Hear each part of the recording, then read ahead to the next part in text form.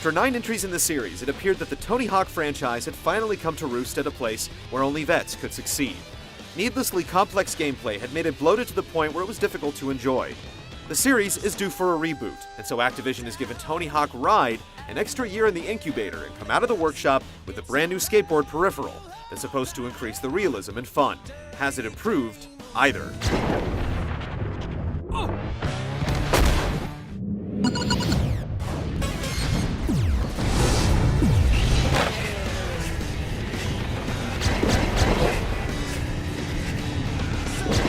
There's no story this time around.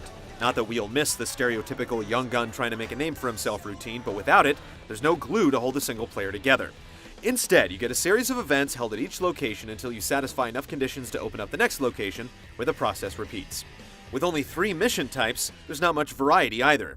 There are speed contests where you attempt to get to the end of the course as quickly as possible, tricks where you try to roll up the biggest score before time runs out, and a series of challenges where you're asked to complete specific tricks on specific objects.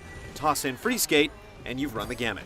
Online, things are even more bare bones. You can compete with 3 other players in both the speed and trick competitions and check out the leaderboards. That's it. There's also local party play where you and 7 friends can take turns, but the franchise has basically gone from inflated to emaciated. There's 6 unique locations that become unlocked as you play, along with boards, trucks, wheels, skaters, clothing, etc. The standalone levels are laid out like tracks in a racing game, with a long linear line that you can follow for a long distance.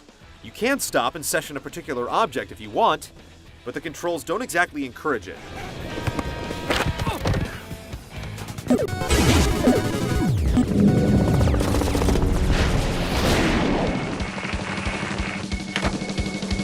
Hey, thanks for picking up Tony Hawk Ride. What you have in your hands is one of the most advanced game controllers ever made, and we are stoked that you're about to experience skateboard video gaming at its best.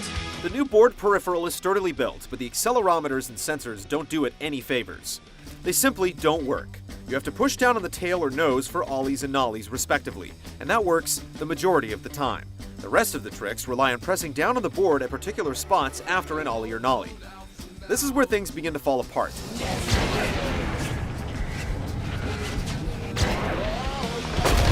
Consciously pulling off a flip trick versus a tilt trick like an impossible is impossible. There are sensors on all 4 sides of the board that you're supposed to trip to pull off grabs, but they can be triggered by almost anything, making it difficult to get the timing right. It all results in one big mess, and we haven't even mentioned trying to actually steer.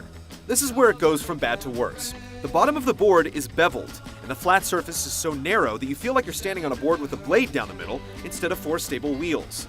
Removing a foot to push and trying to keep the board from slumping to one side or the other at the same time will literally cramp your feet. On the confident difficulty setting, it's infuriating, and on the hardcore setting, it's absolutely maddening. Thankfully, the game includes a casual setting where it does the steering for you, and without it, we wouldn't have been able to make progress through the game.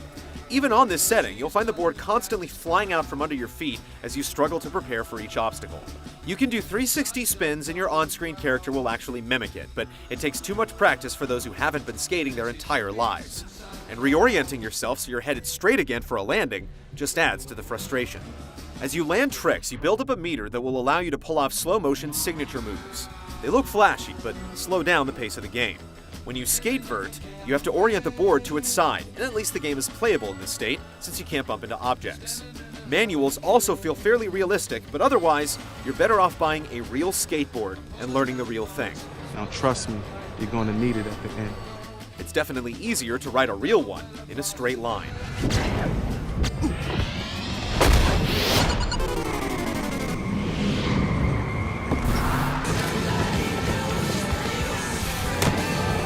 This year's game features a cartoony art style with some semblance of cel shading.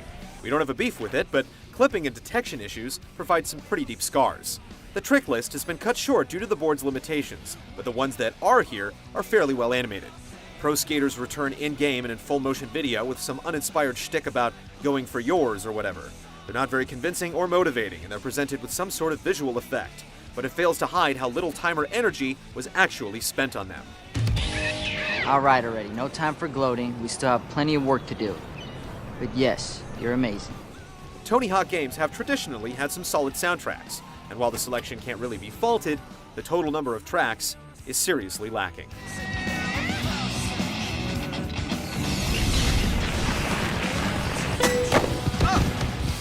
We can see some faint glimmers of what Tony Hawk Ride could have been, but the technology inside the board peripheral simply doesn't hold up. From the cumbersome load times to the malfunctioning board, it's just clunky.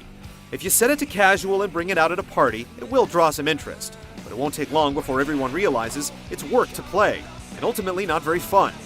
At a steep $120, it's a bit of a wipeout.